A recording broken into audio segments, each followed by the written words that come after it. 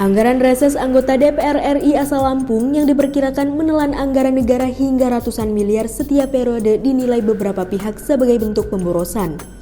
Pasalnya, kegiatan reses yang selama ini berjalan dinilai tidak efektif dalam menyerap aspirasi warga maupun menyelesaikan permasalahan di daerah.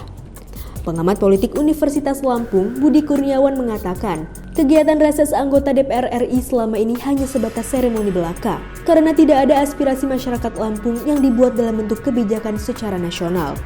Ia mencontohkan pengesahan Undang-Undang Omnibus Law serta revisi Undang-Undang KPK yang tahun lalu mendapat penolakan di berbagai daerah termasuk Lampung.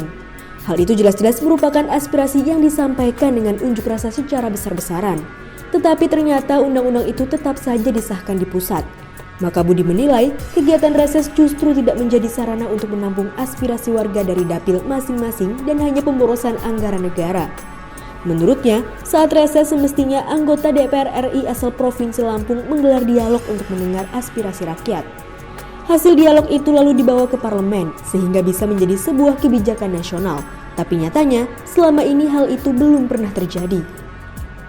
Akibatnya tidak ada kebijakan dari pusat yang langsung dapat dirasakan oleh masyarakat, karena hasil reses para wakil rakyat ini pun mengambang. Jika anggota DPR RI asal Provinsi Lampung profesional, mereka akan membuat laporan reses yang sudah dilaksanakan. Namun, selama ini hasil reses pun tidak pernah dipublish, sehingga tidak jelas aspirasi apa yang diperjuangkan di pusat. Cuman seremonial saja lah namanya reses itu, karena ada yang sifatnya yang kemudian dibuat dalam bentuk kebijakan itu nggak pernah ada. Misalnya tahu saja jauh lah undang-undang Omnibus Law misalnya. Iya kan udah jelas-jelas kan masyarakat mendukung atau tidak mendukung, kan publik menentang, akademisi menentang, dialog. Lalu dialog itu dibawa ke parlemen, dibuat sebuah undang-undang atau kebijakan atau dalam bentuk pengawasan ke pemerintah. Tapi kan nggak ada sama sekali kan?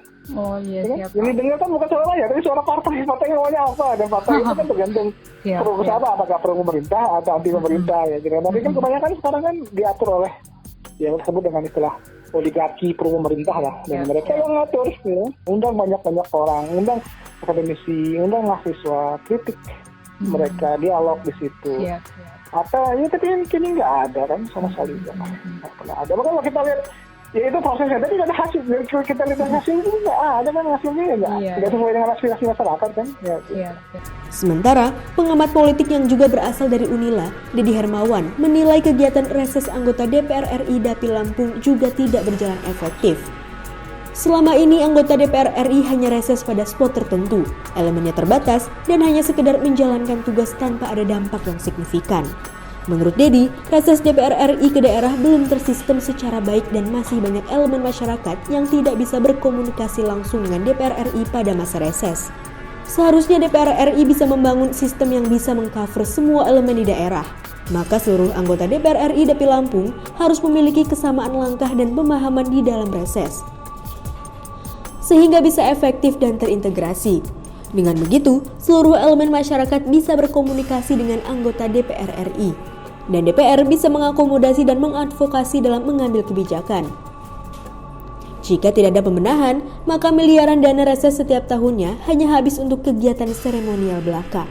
Ia pun berharap ke depan anggota DPR RI dapat membangun sistem yang lebih baik, terutama dalam menjalankan kegiatan reses dan sistem laporannya.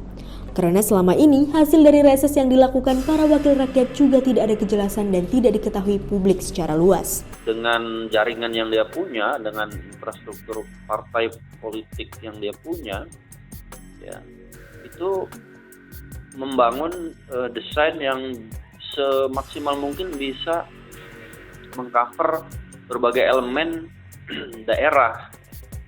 Ini nggak efektif karena dia nggak punya desainnya yang sistematis ya, yang sistemik. Bahkan terstruktur dan sistemik. Misalnya. Itu kok ini kelemahannya. Jadi ya mereka kadang-kadang hanya spot-spot tertentu, kemudian terbatas elemennya, sekedar mengukurkan agenda kerja saja. Sementara dampak perubahannya terhadap kebijakan-kebijakan di daerah itu tidak terlalu signifikan. tidak terlalu terdampak. Saran saya bangunlah sistem yang baik ya, sistem yang semaksimal mungkin bisa pelaksanaan reses itu bisa berjalan efektif. Arti pertama, jadwal dengan seluruh anggota DPR RI Provinsi Lampung bisa diintegrasikan. Kemudian mereka bisa datang ke beberapa titik yang sudah disusun bersama, ya kan.